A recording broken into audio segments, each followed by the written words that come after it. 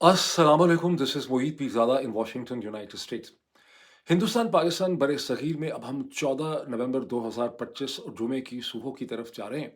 मेरी आपसे रिक्वेस्ट है कि मेरी आज की इस वीडियो को ना सिर्फ आखिर तक देखिएगा, बल्कि इसे अपने पास संभाल के रखिएगा। मुझे शक है कि इसके दरमियान मैं बहुत सी ऐसी चीज़ें कहूँगा, मैं एक मुस्तकबिल का ऐसा एनालिसिस आपके सामने रखूँगा, जो शायद कुछ लोगों को समझ ना आ सके। बहुत से लोग समझ भी जाएँगे, लेकिन बहुत से लोग शायद उसे इस स्टेज पे उन अल्फाज़, उन जुमलों, उन एनालिसिस की अहमियत को ना समझ सकें और आने वाले वक्तों में आपको इस वीडियो को दोबारा देखना पड़ेगा, रेफ़र करना पड़ेगा। अब गुज़श्ता 24 घंटों में बहुत सी डेवलपमेंट्स हुई हैं। उनमें से एक डेवलपमेंट तो कम से कम ऐसी है जिसकी तफ़सीलात मैं विजुअल इफ़ेक्ट और स्लाइड्स के साथ बाद में दोबारा डिस्कस करूँगा। और ये वो डेवलपमेंट है जहाँ अमेरिका के सबसे इन्फ्लुएंशियल अखबार, बड़े अखबार न्यूयॉर्क टाइम्स में एक इन्वेस्टिगेटिव स्टोरी छपी है, जो ये क्लेम करती है, ये दावा करती है कि पाकिस्तान के army chief general Asim Munir साहब ने और उनकी टीम ने अमेरिका में डोनाल्ड ट्रंप की कुर्बत के लिए मिलियंस ऑफ डॉलर्स खर्च किए, लॉबिस्ट की शक्ल में। इसका कुछ ज़िक्र मैं पहले भी कर चुका हूँ, लेकिन इसमें बहुत सी ऐसी तफ़सीलात हैं स्टोरीज़ में जो बहुत ही चौंका देने वाली हैं। बिकॉज़ वो ये कहते हैं कि ना सिर्फ इसे ट्रेड रिलेशंस के लिए इस्तेमाल किया गया, बल्कि इस असर रसूख को हिंदुस्तान के ख़िलाफ़, हिंदुस्तान-पाकिस्तान की जंग के दरमियान भी इस्तेमाल किया गया। अब मुझे ऐसा लगता है कि इस किस्म का बहुत सा मवाद, और ये कि अब हिंदुस्तान भी इसे कैच करने की कोशिश कर रहा है। उनको देर से ये समझ आया कि पाकिस्तानी हिंदुस्तान अमेरिका के अंदर किस किस्म की खेल खेल रहे हैं। वो किसी कॉम्प्लेसेंसी का और गलतफहमी का शिकार थे। मुझे ऐसा लगता है कि आने वाले दिनों में इस किस्म का बहुत सा मजीद मवाद भी अमेरिका में आप पब्लिश होते देखेंगे। बहरहाल इसकी तफसीलात में मैं फिर जाऊँगा। अभी मैं बात का आगाज़ करना चाहता हूँ सुप्रीम कोर्ट ऑफ पाकिस्तान से। आप में से बहुत से लोग सुन चुके होंगे कि सीनियर प्यूनी जज of the supreme court of Pakistan जनाब मंसूर अली शाह साहब ने, जिन्हें आम हालात में चीफ जस्टिस ऑफ पाकिस्तान होना चाहिए था, उन्होंने 27वीं आईनी तरमीम के खिलाफ प्रोटेस्ट करते हुए एहतजाजन खत लिख के उन्होंने अपनी पोजीशन से रिज़ाइन कर दिया है। इसी तरह जस्टिस अतहर बिन ने भी अपनी पोजीशन से रिज़ाइन कर दिया है। इन सिर्फ दोनों जजेस ने ही रिज़ाइन नहीं किया, बल्कि अली मोहम्मद मखदूम अली खान साहब, I am sorry, Makhdoom Ali Khan साहब, जो पाकिस्तान के बहुत ही एक प्रोमिनेंट कॉन्स्टिट्यूशनल एक्सपर्ट हैं और वो एक लीगल रिफॉर्म कमीशन के मेंबर थे, अपनी उस पोजीशन से भी उन्होंने रिज़ाइन कर दिया। अब मेरे पास इस हवाले से बहुत से पॉइंट्स हैं, जो मैं कुछ क्विकली आपके सामने रखूँ। ये बैकग्राउंड बताना बहुत ज़रूरी है। मंसूर अली शाह साहब लाहौर हाई कोर्ट के इंतहाई ताकतवर और रिस्पेक्टेड चीफ जस्टिस थे 2016 से 2018 के दरमियान। 2018 से जब वो यहाँ पे आए, तो 2024 में ये बिल्कुल एज़ पर द जो कन्वेंशन थी, जो जजेस केस था मशहूर, उस हवाले से, और जो रीत और कन्वेंशन थी सुप्रीम कोर्ट की, उन्हें चीफ जस्टिस ऑफ पाकिस्तान बनना था 2024 के आखिर में, लेकिन उन्हें नहीं बनाया गया और आफरीदी साहब के सर के ऊपर ये हुम्मा जो है वो बैठा। जब ये बहस अभी चल रही थी, तो आप में से बहुत से लोगों का उस वक़्त ये ख़्याल था कि याहिया आफरीदी साहब जो हैं वो इतनी अजीबो-गरीब किस्म की हरकत नहीं करेंगे। वो एक ऑनरेबल जज हैं और सुप्रीम कोर्ट ऑफ पाकिस्तान की जो एक ट्रेडिशन चली आ रही है गुज़श्ता 25-26 बरस से, उसे वो वायोलेट नहीं करेंगे। लेकिन मैंने अपने वीलॉग्स में उसी वक़्त दावा कर दिया था कि अगर आप याहिया आफरीदी साहब के बहुत से फ़ैसले देखें, जो उन्होंने गुज़श्ता चंद अरसे में किए हैं, तो बड़ा क्लियर है कि उनमें वो वाला जरासीम जो है वो नहीं पाए जाते, जिस किस्म के जरासीम जनरल आसिम मुनीर की टीम को मंसूर अली शाह साहब के अंदर नज़र आते हैं। हैविंग सेड दिस, ये बात कहनी भी ज़रूरी है कि 2018 से 2022 और 2024 के दरमियान में मुझे शक है, क्योंकि इस वक़्त मेरे पास रेफ़रेंसेस नहीं है, कि मंसूर अली शाह साहब ने भी, जिस तरह से अतहर बिन अल्लाह साहब ने, इसी तरह से मंसूर अली शाह साहब ने भी बहुत से फ़ैसलों में डंडी मारी। उस तरह से फ़ैसले नहीं किए मुख्तलिफ़ पैनल्स में, जिस तरह से उन्हें हक़ अपने जज होने का अदा करना चाहिए था। लेकिन अभी मैं इसकी डिटेल्स में मैं इस स्टेज के ऊपर नहीं जाता, क्योंकि फाइनल जब पोजीशन आई, वो एक पोजीशन जब फाइनली आसिम मुनीर की टीम ने फैसला करना था, उस वक़्त उन्हें नज़र आ रहा था कि मंसूर अली शाह साहब के कैरेक्टर के अंदर ऐसे ख़तरनाक किस्म के जरासीम पाए जाते हैं, कानून के हवाले से, आइन के हवाले से, जो कम अज़ कम उन्हें याहिया आफरीदी की शख्सियत में वो जरासीम जो है वो नज़र नहीं आ रहे थे। जस्टिस अतहर बिन जो हैं, अ, वो भी चीफ जस्टिस रहे इस्लामाबाद हाई कोर्ट के, बहुत ही ताकतवर, बहुत ही रिस्पेक्टेड। मैं आज आपको बताना चाहता हूँ कि जस्टिस अतहर बिन से मेरी पहली मुलाकात 1980s के ज़माने में हुई, जब वो एक डिग्री कॉलेज में रावलपिंडी में पढ़ा करते थे और मैं मंगला कैंटोनमेंट का फर्स्ट ईयर का कॉलेज स्टूडेंट था। हम दोनों की मुलाकात उस वक़्त हुई जब कराची के अंदर एक all Pakistan declamation stroke debating competition में मैं मंगला से आया, मंगला कॉलेज को रिप्रेजेंट कर रहा था, वो गालिबन सीबी सर सैयद की डिग्री कॉलेज को रिप्रेजेंट कर रहे थे। मैं फर्स्ट ईयर का स्टूडेंट था, वो उस वक़्त डिग्री कॉलेज के स्टूडेंट थे, मुझसे कुछ साल सीनियर थे। اور वहाँ पर जो पहला प्राइज़ था वो मुझे मिला और दूसरा प्राइज़ जो था वो जस्टिस अतर बनल्ला जो उस वक़्त जस्टिस तो नहीं थे, उनको मिला। और इसके जो पैनल ऑफ जजेस थे, उसे लीड कर रहे थे जनाब जावेद जब्बार साहब। 3 या 5 जजेस का एक पैनल था और जावेद जब्बार साहब ने वो तकरीरों के बाद में एक अपना जब अपनी समरी सुनाई, फैसले की वजह बताई उस फैसले की, तो उन्होंने ये कहा कि ये 2 लोग ऐसे थे जिनकी जो तकरीरें थीं, वो स्टीरियोटिपिकल नहीं थीं। इनकी तकरीरें ओरिजिनल थीं, इसमें शायरी का, इसमें क्लीशे का इस्तेमाल नहीं किया गया था, इसमें ओरिजिनल आइडिया से और ओरिजिनल आइडियाज़ की बेसिस पे ही ये ट्रॉफ़ीज़ जो हैं वो दी गईं। मेरा वैसे ही ख़्याल है कि अतहर मनल्ला की तकरीर मुझसे बेहतर थी, चूँकि मेरी उम्र उनसे कम थी उस वक़्त, इसलिए पैनल ऑफ जजेस ने शायद ज़्यादा मेरा लिहाज़ किया। लेकिन वो ज़माने से अतहर मनल्ला के साथ दोबारा मुलाकात सिविल सर्विसेज़ ऑफ पाकिस्तान में हुई, बहुत होती रही। उसके बाद जब अतहर मनल्ला वकील बन गए और मैं टेलीविज़न एंकर बन गया, तो टेलीविज़न प्रोग्राम्स में भी अतहर मनल्ला से मुलाकात होती रही, बहुत अच्छे हमारा एक रिलेशनशिप रहे। लेकिन जब वो जज बन गए इस्लामाबाद हाई कोर्ट के, मैंने उनसे कभी मुलाकात नहीं की। मेरी आखिरी उनसे इस किस्म की एक मुलाकात जब वो जज थे, उस वक़्त हुई जब F6 की जो सुपर मार्केट थी, उसमें बिलाल मटन शॉप एक होती थी गोश्त की, वहाँ पे संडे के दिन वो गोश्त खरीद रहे थे, वहाँ मेरी उनसे मुलाकात हुई। मैंने उनसे हाल अहवाल जब पूछा, तो उन्होंने कहा कि हाल बड़ा ख़राब है, अदालतें कोलैप्स हो चुकी हैं, वकला के बहुत बुरे हालात हैं, इस मुल्क में जस्टिस बिल्कुल नहीं है, मुझे आने वाले वक्त से डर लग रहा है। और वो फिर आने वाला वक्त जो है वो अब आपके सामने है, जिस वक्त से अतहर बनल्ला जो है उस स्टेज के ऊपर डर रहे थे। लेकिन जिस तरह से मंसूर अली शाह साहब ने भी डंडी मारी, इसी तरह से अतहर बनल्ला ने भी बहुत सी स्टेजेस पे डंडी मारी। एक डंडी उन्होंने उस वक्त मारी जब अप्रैल 2022 में एक घटिया सी फ्रिवोलस पिटीशन उनके सामने आई कि आर्मी चीफ जो हैं कमर बाजवा को कहीं प्राइम मिनिस्टर हटा ना दें, तो उस पिटीशन पे अदालत रात को खोल के अतहर बनल्ला साहब बैठ गए। और आप मुझे बहुत यकीन है कि अब अतहर बनल्ला जब माजी को याद करेंगे कि हमसे क्या मिस्टेक्स हुई, जिस तरह से हम सब याद करते हैं कि हमसे क्या मिस्टेक्स हुई, तो इसमें एक ये मिस्टेक भी उनको याद आएगी कि वो फ्रिवोलस पिटीशन जो थी वो सिर्फ रद्द करने वाली थी, और जब इस्लामाबाद हाई कोर्ट के जस्टिस की हैसियत से उन्होंने उसका नोटिस लिया और अदालत उन्होंने खोल दी, तो उसकी एक गलत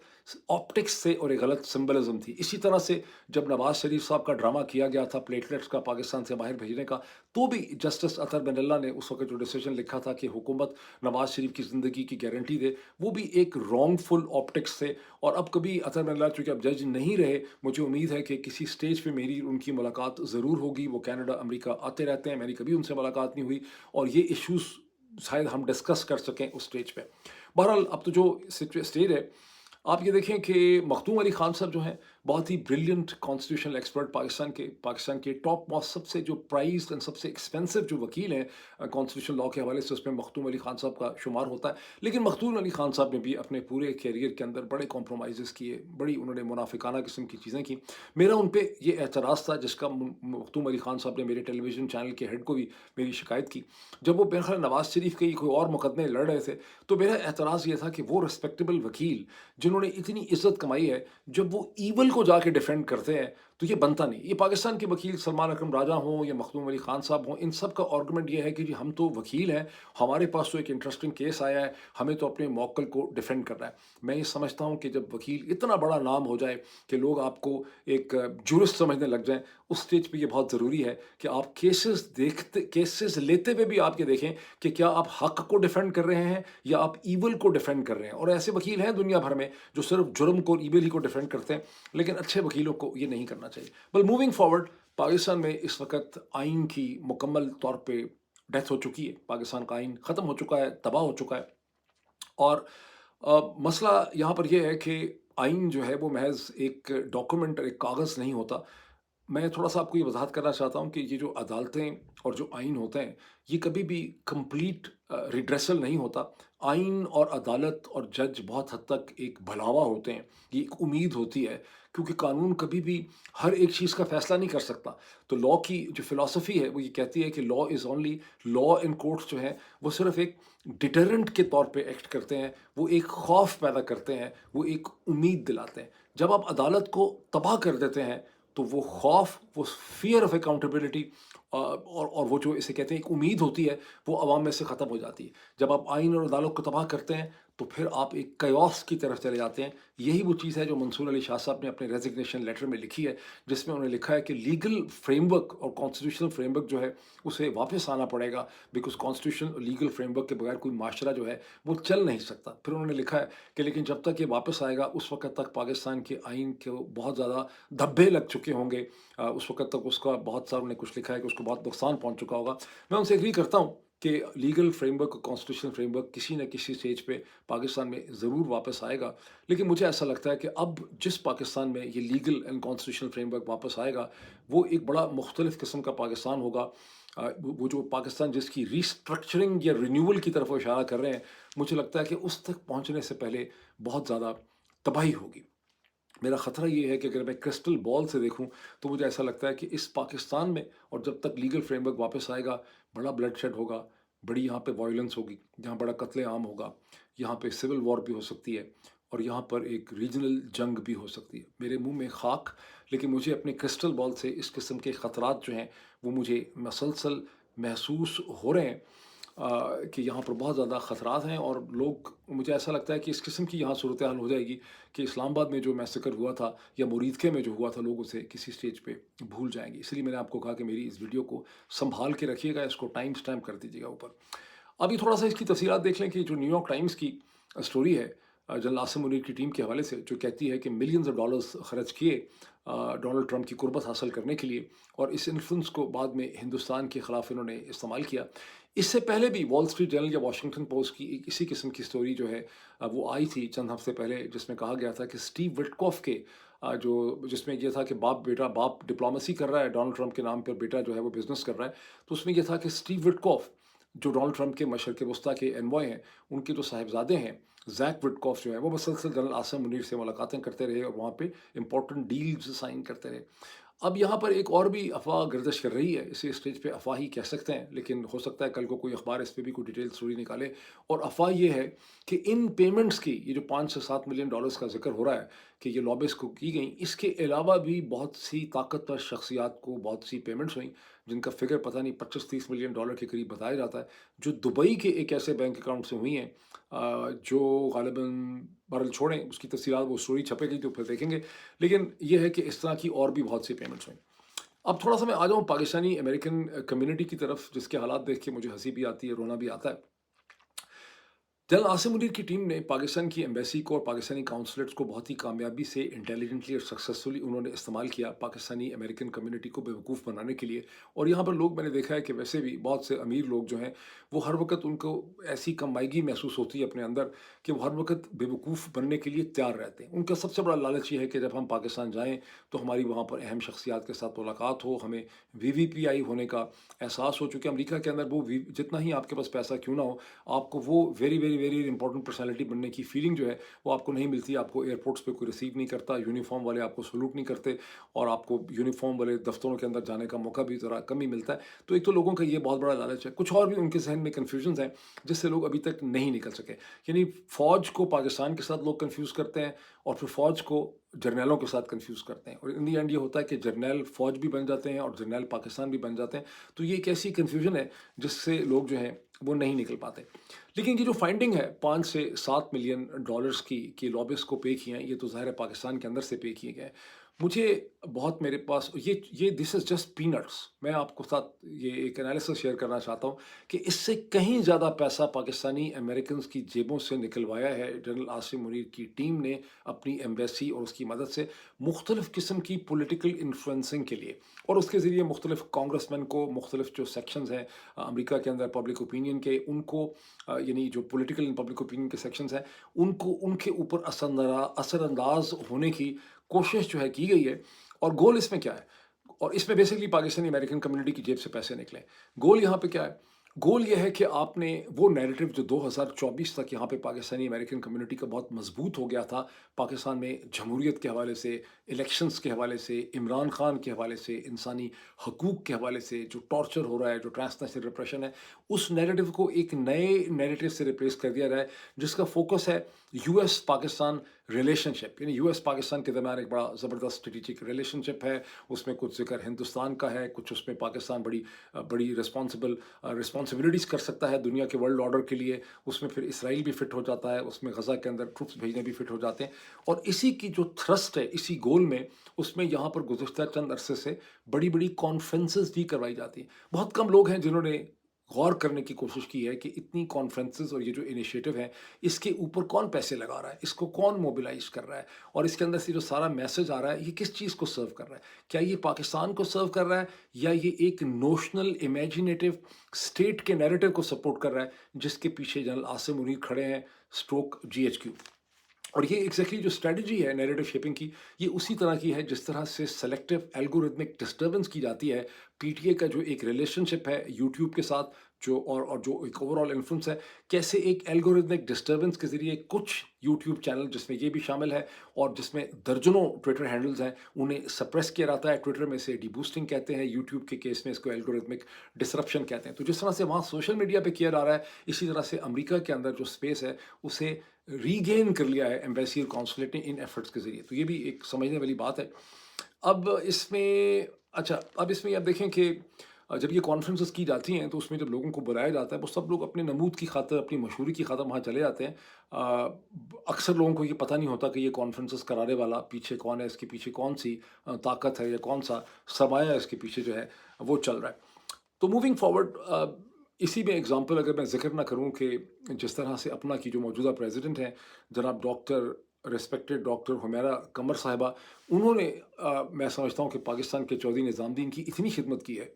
की है कि मुझे बड़ा ख़तरा है कि इस साल अगर उनको अवार्ड नहीं मिला कोई, तो अगले साल उनको हो सकता है कि निशान हैदर दे दें। वैसे तो निशान हैदर जिन ऑफिसर्स को मिला, वो सब जो है जा चुके थे, शहीद हो चुके हुए थे। लेकिन इस केस में मुझे यकीन है कि जिस तरह से हुमैरा कमर साहिबा ने खिदमत की है GHQ की, हो सकता है उन्हें इसी तरह से उन्हें एक निशान हैदर जो है वो अगले साल पाकिस्तान की तरफ से हो सकता है कि मिल जाए। बहुत खिदमत उन्होंने की है, दिन रात वो खिदमत में लगी नहीं है। लेकिन क्या हुमैरा कमर अकेली थी अपना में ये सब कुछ करने के लिए, या उनके साथ बाकी सारे भी शामिल थे, या उन्हें आंखें बंद की हुई थी? ये भी एक सवाल है जो मैं आप सब फिजिशियन लोगों के लिए छोड़ के जा रहा हूँ। लोग शऊर की बहुत बात करते हैं, कहते हैं हमने शऊरी तौर पर बहुत ज़्यादा डेवलप कर लिया है। क्या शऊर वो है कि मंडे की चीज़ आपको फ्राइडे को पता चल जाए? ये शऊर वो समझदारी है, वो समझदानी है कि आपकी इतनी अंडरस्टैंडिंग हो कि फ्राइडे के दिन आप ये प्रिडिक्ट कर सकें कि मंडे को क्या होने वाला है। और ये भी सारे लोग कहते हैं कि जी पाकिस्तान की बात है, ये एक बहुत बड़ा ड्रामा है कि पाकिस्तान की बात हो रही है, हम पाकिस्तान की फलाह में बात कर रहे हैं, पाकिस्तान की खातर कर रहे हैं। पाकिस्तान क्या है? पाकिस्तान किस चीज़ का नाम है? क्या पाकिस्तान एक इमेजिनेटिव तस्वुर है, कुछ बिल्डिंग्स का नाम है जो आइडेंटिफाई होती हैं फ़ौज के साथ, जर्नैल साहिबान के साथ, और पाकिस्तान की जो रिच चंद हज़ार की एलीट है? ये पाकिस्तान वो 250 मिलियन लोग हैं, जिनमें बहुत बड़ी तादाद तो वो है कि जिनके पाँव में जूता नहीं है, जिनके तन के ऊपर कपड़ा नहीं है, जिनके पेट में रोटी नहीं है, और फिर बहुत बड़ी तादाद उन लोगों की है जिनके पास अगर रोटी भी है तो उसकी कोई कैलोरिक वैल्यू नहीं है। क्या ये हकीकत नहीं है कि तकरीबन 35 से 40% पाकिस्तानी यूथ बच्चा जो है वो स्टंटेड ग्रोथ से पैदा हो रहा है? ये वो कौमी सरमाया और पाकिस्तान है जिसको अगर डेवलप करेंगे तो पाकिस्तान का मुस्तकबिल होगा। लेकिन ये वो पाकिस्तान है जिसके साथ अमीर लोगों की किसी भी किस्म की कोई शनासाई जो है वो नहीं है। वो पाकिस्तान को किसी इमेजिनेटिव तस्वर के साथ, जो एक माशरती अलूम या पाकिस्तान स्टडीज़ की किताब में से जो एक तस्वर निकलता है, उसके साथ पाकिस्तान को आइडेंटिफाई करते हैं। अब मैं एक बात करूं और बड़ी फ्यूचरिस्टिक, मेरी तमाम ज़िंदगी का जो रिसर्च है और तमाम ज़िंदगी का जो ये एक सफ़र है, उसके बाद मैं इस नतीजे में पहुंचा हूं कि पाकिस्तान के ये 250 मिलियन जो लोग हैं, इनको बेहतर मुस्तकबिल सिर्फ उस सूरत में मिल सकता है जब हिंदुस्तान और पाकिस्तान के दरमियान में बेहतर ताल्लुकात होंगे, जब हिंदुस्तान और पाकिस्तान मिल के एक शेयर्ड विजन डेवलप करेंगे, इस खत्े के हवाले से, सब कॉन्टिनेंट के हवाले से। बांग्लादेश को उसके अंदर लेकर आएंगे, अफ़गानिस्तान को उसके अंदर लेकर आएंगे, सेंट्रल एशिया की तरफ जो है ट्रेड इन्वेस्टमेंट के बारे में सोचेंगे। जब तक ये विज़न डेवलप नहीं होगा, हिंदुस्तान को भी नुकसान है, क्योंकि अगर पाकिस्तान के साथ उनके बेहतर ताल्लुकात होंगे तो उनके असर रसूख में, उनके इम्पैक्ट में, उनकी ताकत में, उनका जो ओवरऑल इन्फ्लुएंस है दुनिया में, एशिया के अंदर, सेंट्रल एशिया में, उसमें बहुत इजाफा होगा। लेकिन वो फिर भी मगन है, वो गुम है अपनी दुनिया में, उनको इसका एहसास नहीं है बिल्कुल भी। लेकिन पाकिस्तान के जो लोग हैं वो तो कभी भी उनके हालात बदल ही नहीं सकते जब तक कि हिंदुस्तान और पाकिस्तान के दरमियान में बेहतर ताल्लुकात नहीं होंगे। जब तक हिंदुस्तान पाकिस्तान के दरमियान बेहतर ताल्लुकात नहीं होंगे, चंद हज़ार अमीर लोगों की जो लॉबी है पाकिस्तान के अंदर, सैकड़ों या हज़ारों लोगों की लॉबी है, वो इसी तरह से पाकिस्तान के लोगों के खून के ऊपर जोंकों की तरह पलते रहेंगे, हिंदुस्तान के नाम पे, नेशनल सिक्योरिटी के नाम पे, दहशतगर्दी के नाम पे, और ये मामला कहीं ख़त्म नहीं होगा। अब खुदा बेहतर जानता है कि इसका किस तरह से अंजाम होगा। क्या हिंदुस्तान पाकिस्तान में ताल्लुकात बेहतर हो पाएँगे? उसके भी चांसेस बड़े कम इसलिए हैं कि उसके लिए ऐसी लीडरशिप चाहिए हिंदुस्तान में जिसके अंदर मनमोहन सिंह का विजन और सिंसेरिटी हो, और नरेंद्र मोदी की तरह की पॉलिटिकल अपील और पॉपुलैरिटी हो, और पाकिस्तान में ऐसी लीडरशिप हो जिसके पास इमरान खान की सिंसेरिटी और इमरान खान की गुड नेचर्डनेस हो, सच्चाई हो, इमरान खान की पॉपुलर अपील हो, और जुल्फ़िकार अली भुट्टो की तरह का एक विजन और अंडरस्टैंडिंग हो रीजनल मामलात की। चूँकि दोनों किस्म की चीज़ें होते नज़र नहीं आ रही, इसलिए मुझे ऐसा लग रहा है कि पाकिस्तान के लोगों की जो मुश्किलात हैं वो कहीं अभी मुस्तकबिल करीब में अभी ठीक होते मुझे नज़र नहीं आ रही। अभी इतना ही, फिर आपसे मुलाकात होती है। Thank you.